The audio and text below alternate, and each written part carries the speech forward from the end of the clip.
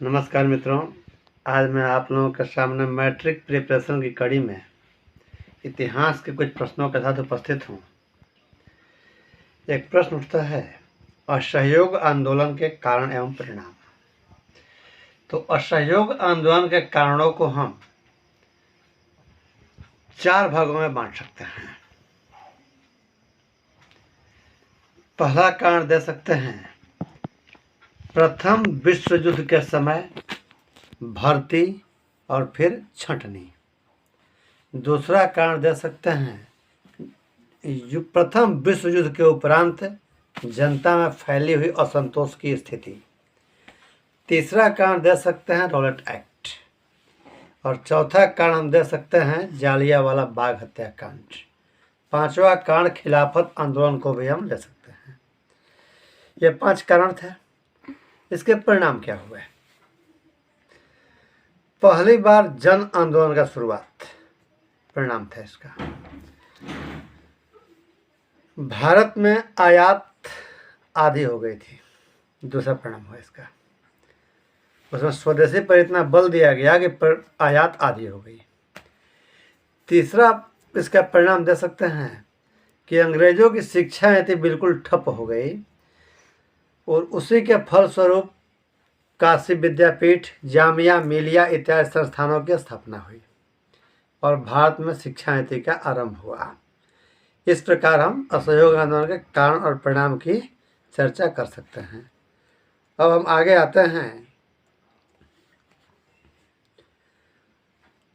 भारतीय राष्ट्रीय आंदोलन में गांधी जी के योगदान की विवेचना करें।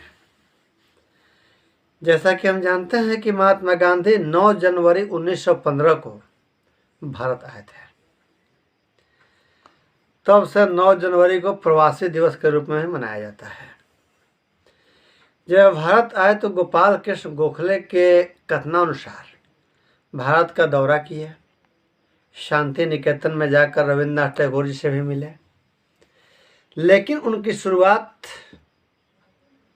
आचार्य रामचंद्र शुक्ल, जेबी कृपलानी, राजेंद्र बाबू इत्यादि के सहयोग से चंपारण के सत्याग्रह आंदोलन से होती है और वहां से महात्मा गांधी को जो दिशा मिली वे आगे ही बढ़ते चले गए। फिर महात्मा गांधी हर राष्ट्रीय आंदोलन में बढ़ चढ़ कर सामने आए, चाहे वो असहयोग आंदोलन रहा हो या खिलाफत का मुद्दा रहा हो या साइमन कमीशन के विरोध का मुद्दा रहा हो या सविनय अवज्ञा आंदोलन रहा हो या अंग्रेजों भारत छोड़ो आंदोलन रहा हो। यानी राष्ट्रीय आंदोलन भारत में जितने भी हुए उन सब में महात्मा गांधी की भूमिका अग्रणी रही थी। हमारे पास अगला प्रश्न है। ये सभी प्रश्न परीक्षा की दृष्टि से अत्यंत महत्वपूर्ण है। आप लोग इन प्रश्नों को एक बार अच्छी तरह से रिवाइज भी कर लेंगे।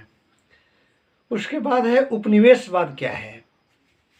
उपनिवेशवाद का अर्थ होता है किसी भी मजबूत राष्ट्र द्वारा अपने से कमजोर राष्ट्र के आर्थिक और प्रशासनिक संसाधनों पर नियंत्रण कर लेना ही उपनिवेशवाद कहलाता है।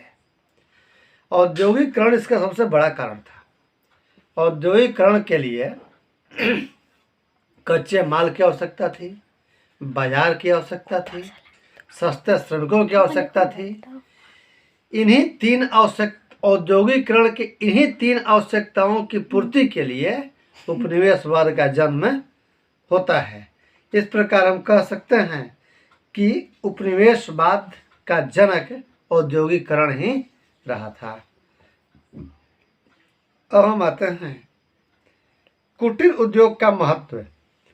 कुटीर उद्योग उस उद्योग को कहते हैं जिसका संचालन घर के लोगों द्वारा या पास पड़ोस के लोगों द्वारा मिलकर ही किया जाता है।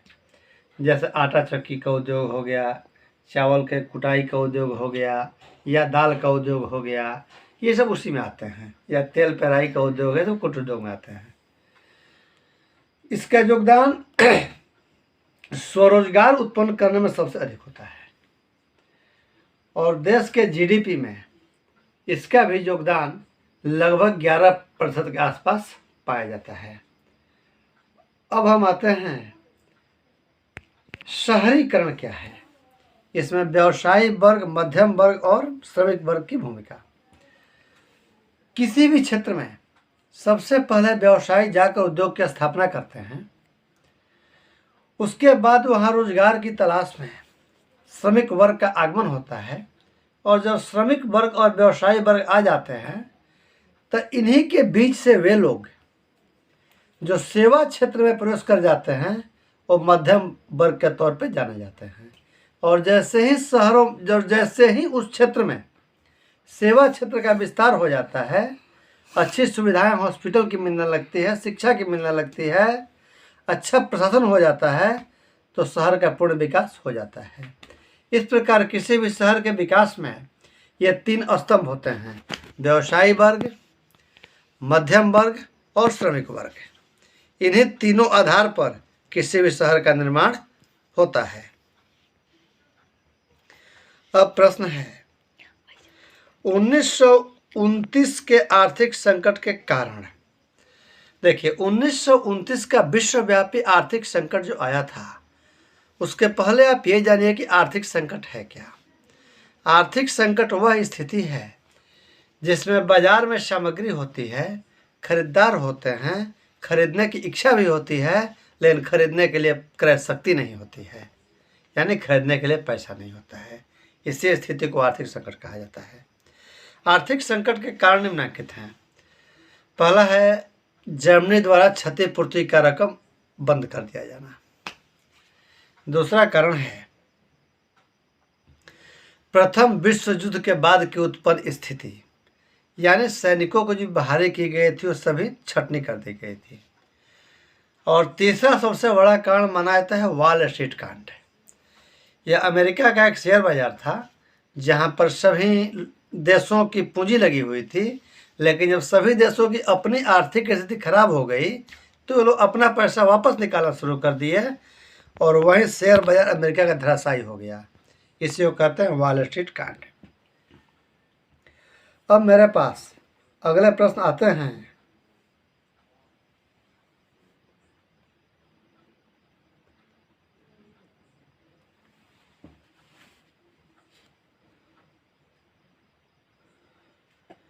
इटली और जर्मनी के एकीकरण में ऑस्ट्रिया की भूमिका।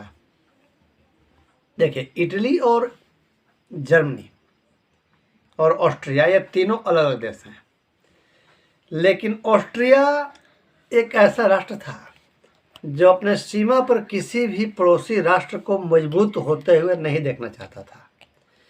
इसलिए वह अपने किसी भी पड़ोसी राष्ट्र के एकीकरण का विरोध किया करता था।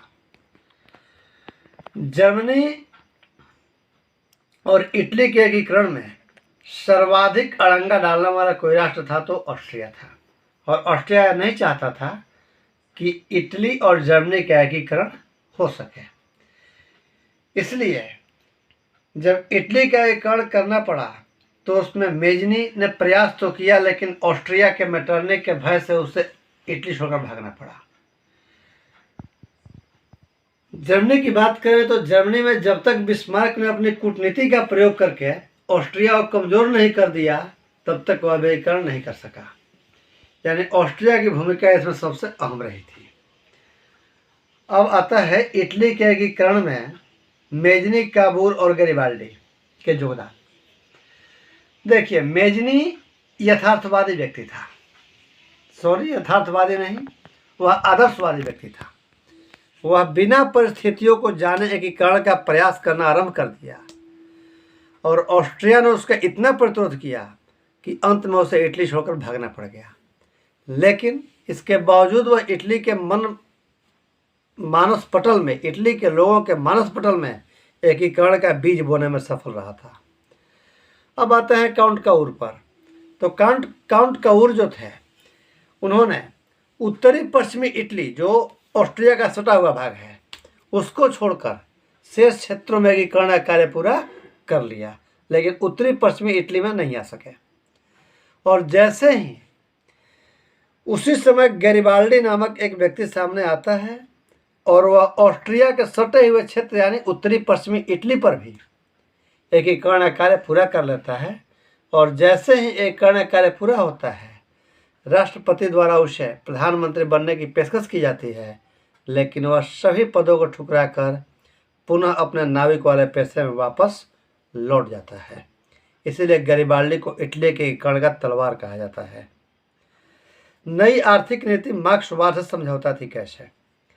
देखिए, मार्क्सवाद था पूर्ण समाजवाद, लेकिन लेनिन को लगा कि पूर्ण समाजवाद देश के विकास के लिए बहुत सहायक नहीं होगा, इसलिए उसने तुरंत मार्क्सवाद के सापेक्ष आंशिक पूंजीवाद लागू कर दिया। देखिए कैसे समझौता करता है। मार्क्सवाद का कथन था कि भूमि सरकार की होगी, और नई आर्थिक नीति कहती है कि भूमि सैद्धांतिक रूप से सरकार की होगी, उपयोग जनता अपने मन से कर सकती है। मार्क्सवाद था कि विदेशी पूंजी नहीं मंगाई जाएगी। नेप में था कि 20% विदेशी पूंजी मंगाई जा सकती है। मार्क्सवाद था कि बैंक नहीं खोले जाएंगे। नेप कहता है कि सीमित तौर पे बैंक खोले जा सकते हैं।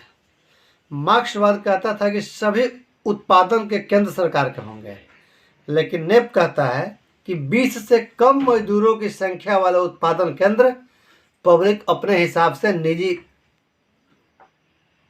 उपक्रम के तहत चला सकते हैं। अब हम आते हैं